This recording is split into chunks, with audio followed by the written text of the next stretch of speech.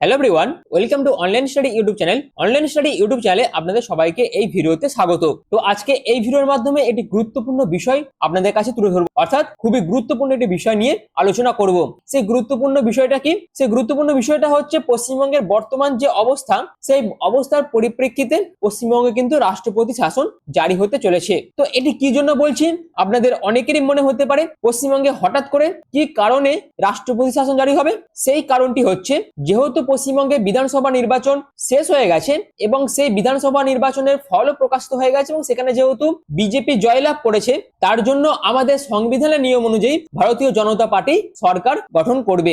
কিন্তু এর মধ্যে একটা বিষয় কিন্তু রয়েছে। কি বিষয়? পশ্চিমবঙ্গের বর্তমান যে মুখ্যমন্ত্রী আছে মমতা বন্দ্যোপাধ্যায়, তাকেও কিন্তু তার মুখ্যমন্ত্রী পদ থেকে ইস্তফা দিতে হবে এবং তারপরই পশ্চিমবঙ্গে যে দলটি নতুন করে বিধানসভা নির্বাচনে জয়লাভ করেছে তারা সমস্ত দায়ভার গ্রহণ করবে। এই রকমই বলা কিন্তু রয়েছে আমাদের সংবিধানে। কিন্তু এই পুরো সম্পূর্ণ বিষয়টা বর্তমানে কিন্তু একটি সংকটজনক পরিস্থিতির মধ্যে রয়েছে। কি সেই সংকটজনক অবস্থা? পশ্চিমবঙ্গের বর্তমান মুখ্যমন্ত্রী মমতা বন্দ্যোপাধ্যায় যেহেতু ভোটে হেরে গেছেন, তা সত্ত্বেও তিনি কিন্তু ইস্তফা দিতে রাজি হচ্ছেন না। তাহলে নতুন সরকার যতদিন না শপথ নিচ্ছে ততদিন পর্যন্ত আমাদের রাজ্যে কি হবে? আমাদের সংবিধান এই বিষয়ে কি কি বলছে এবং সংবিধানের নিয়ম কি কি রয়েছে এই পুরো বিষয়টার উপর, যেখানে সম্প্রতি আজকেই একটি রিপোর্ট উঠে আসছে, সেটা হচ্ছে পশ্চিমবঙ্গের পরিবর্তন আসতেই প্রস্থান শুরু করে দিয়েছে অবসরপ্রাপ্ত আমলারা, যেখানে মুখ্যমন্ত্রীর মুখ্য উপদেষ্টা পদ থেকে ইস্তফা দিয়েছেন আলাপন ও হরিকৃষ্ণ দ্বিবেদী। এনারা কিন্তু এনাদের যে পদ ছিল সেই পদ থেকে কিন্তু ইস্তফা দিয়েছে। এছাড়াও মুখ্যমন্ত্রীর তরফ থেকে আরো একটি যে ঘোষণা করা হয়েছিল যে সিসিটিভি বন্ধ করে গণনা কেন্দ্রে শারীরিক নিগ্রহ তাকে করা হয়েছে, সেই অভিযোগকে অসত্য ভাষণ বলে উড়িয়ে দিয়েছেন নির্বাচন আধিকারিকরা। তো এই রকম ঘটনা কিন্তু পশ্চিমবঙ্গে ঘটেছে বর্তমানে। আর এই পুরো বিষয়টা আপনাদের কাছে আমি এই ভিডিওর মাধ্যমে আলোচনা করব। আমাদের সংবিধানের নিয়ম থেকে শুরু করে ভোট পরবর্তী হিংসা কোথায় কোথায় ঘটেছে এবং সেই সমস্ত ঘটনাগুলিকে কেন্দ্র করে প্রশাসন কি কি ব্যবস্থা নিয়েছে, সমস্ত বিষয়গুলি আমি আপনাদের কাছে এই ভিডিওর মাধ্যমে আলোচনা করব। তার জন্য ভিডিওটি কিন্তু খুবই গুরুত্বপূর্ণ হতে চলেছে।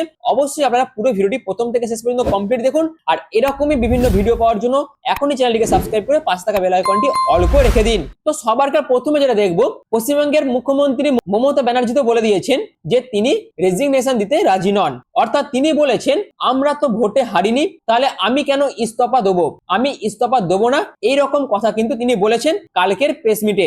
এবং এই কথা বলার পরই বিভিন্ন মহল থেকে বিভিন্ন রকম বক্তব্য উঠে আসছে। তার মধ্যেই প্রাক্তন অবসরপ্রাপ্ত বিচারপতি দেবাশিস করগুপ্ত বলেন, সংবিধানের 164 নম্বর ধারা বলেছে রাজ্যপাল মুখ্যমন্ত্রীকে শপথ বাক্য পাঠ করান। আর এক্ষেত্রে বিদায়ী মন্ত্রিসভার মেয়াদ নির্বাচনের ফলাফল আসার পরেই শেষ হয়ে যায়, কিন্তু প্রথা অনুযায়ী তার পদত্যাগপত্র পৌঁছানোর পর পুরনো মুখ্যমন্ত্রীকে নিয়োগ করা যেতে পারে।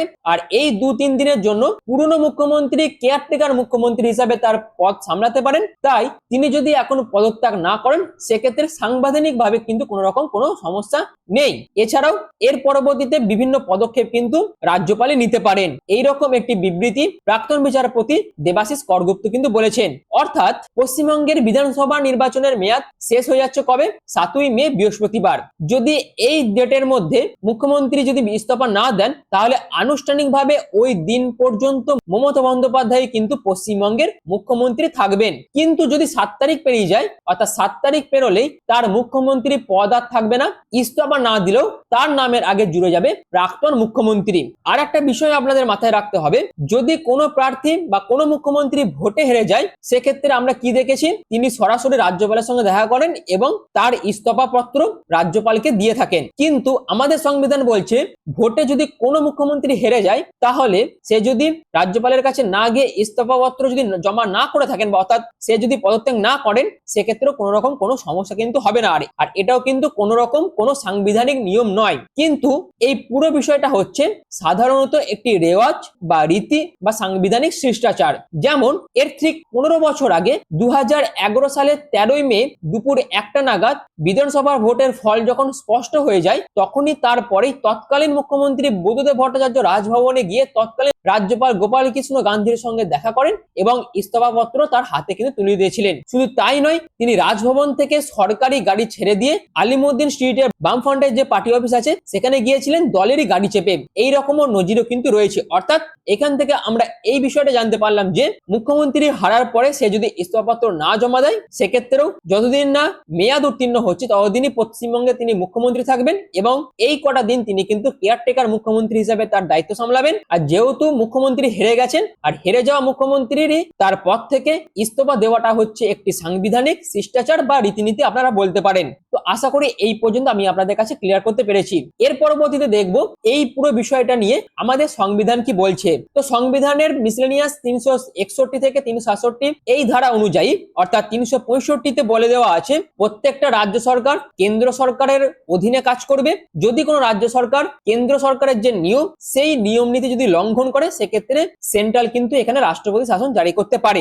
এইরকম প্রভিশনস কিন্তু রয়েছে। যেখানে কোনো স্টেট গভর্নমেন্টের যদি অচলা অবস্থা দেখা যায় সেখানে রাষ্ট্রপতি আইনত যদি মনে করেন কোন রাজ্যের সরকার সংবিধান অনুযায়ী পরিচালিত হতে পারছেন না তখন কিন্তু আর্টিকেল 356 কিন্তু প্রয়োগ করে সেখানে রাষ্ট্রপতি শাসন জারি করা যেতে পারে। এইরকম কথা কিন্তু আমাদের সংবিধানে বলা হয়েছে। অর্থাৎ এখানে তিনখানা বিষয় কিন্তু রয়েছে। একটা হচ্ছে 355, 356 এবং 365 নম্বর ধারা। যেখানে 355 নম্বর ধারা অনুযায়ী বাহ্যিক কোনো আক্রমণ বা অভ্যন্তরীণ অশান্তি থেকে কোনো রাজ্যকে রক্ষা করা বা রাজ্য সাংবিধানিক মেনে চলছে তা নিশ্চিত করতে কিন্তু এই আর্টিকেল 355 ধারা কিন্তু আমাদের সংবিধানে আছে। যেখানে বিস্তারিত ভাবে এই পুরো পয়েন্টস গুলো কিন্তু আলোচনা করা রয়েছে। অর্থাৎ কেন্দ্রের কর্তব্য কি কি সেইগুলো কিন্তু আলোচনা করা হয়েছে। আর কেন্দ্র এবং রাজ্যের মধ্যে যে সম্পর্ক অর্থাৎ ফেডারেল স্ট্রাকচারের যে সম্পর্ক সেই নিয়ম নীতিও কিন্তু এখানে বলে দেওয়া আছে। এর পরবর্তীতে আরেক যে দুটি অনুচ্ছেদ আছে একটা হচ্ছে 356 আর একটা হচ্ছে 365। দুটো ধারাই হচ্ছে রাষ্ট্রপতি শাসন জারি করাকে কেন্দ্র করে কিন্তু এই দুটো ধারা কিন্তু নিয়ে আসা হয়েছে। অর্থাৎ ধরুন কোন রাজ্য আমাদের যে আর্টিকেল 355 নম্বর ধারা আছে সেই ধারা অনুযায়ী কেন্দ্র যদি কোনো রাজ্যকে শাসন করতে ব্যর্থ হয় বা কোনো রাজ্য যদি সংবিধানের এই ধারাটিকে মেনে না চলে তখন কেন্দ্র কিন্তু এই 356 নম্বর ধারা প্রয়োগ করতে পারে। অর্থাৎ রাষ্ট্রপতি শাসন কিন্তু জারি করতে পারে। যেখানে সেন্ট্রাল কি করতে পারে 356 নম্বর ধারা প্রয়োগ করে রাষ্ট্রপতি শাসন জারি করতে পারে যার ভিত্তি হতে পারে 365 নম্বর ধারা। এবার আসি পশ্চিমবঙ্গের বর্তমান পরিস্থিতিটা।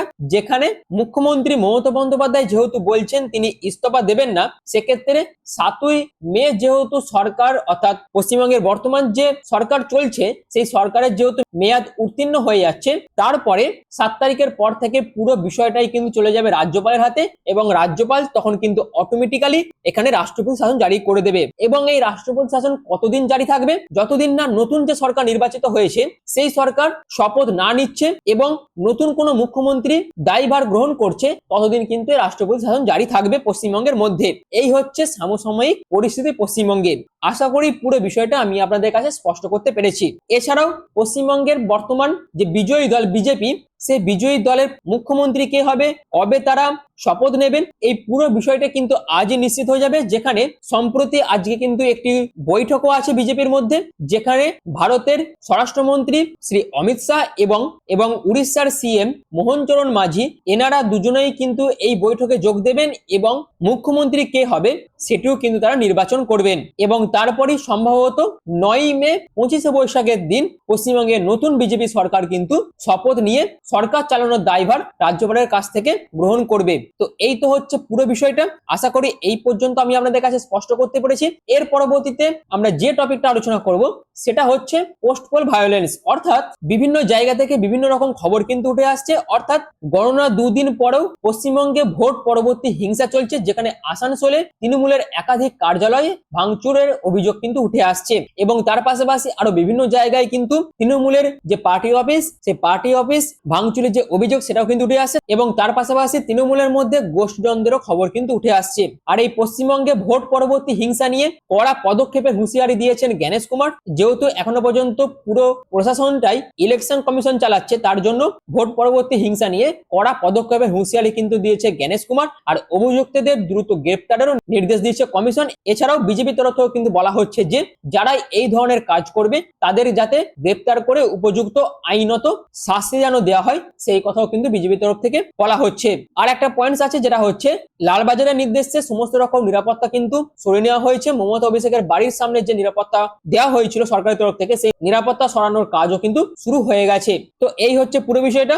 তো পশ্চিমবঙ্গের সাম্প্রতিক যে ঘটনাগুলি ঘটেছে সেগুলি আমি আপনাদের কাছে এই ভিডিওর মাধ্যমে আলোচনা করলাম। মেন উদ্দেশ্য ছিল এই রাষ্ট্রপতি শাসনের বিষয়টা নিয়ে, সেগুলো আমি আপনাদের কাছে আলোচনা করে দিলাম। যদি ভিডিওটি আপনাদের ভালো লেগে থাকে তাহলে অবশ্যই এই ধরনের বিভিন্ন কারেন্ট অ্যাফেয়ার্স এর ভিডিও পাওয়ার জন্য চ্যানেলটিকে এখনই সাবস্ক্রাইব করে পাশে থাকা বেল আইকনটিকে অল করে রেখে দেবেন, যাতে যে কোনো ধরনের ভিডিওর আপডেট সবার আগে পেয়ে যেতে পারেন তার জন্য।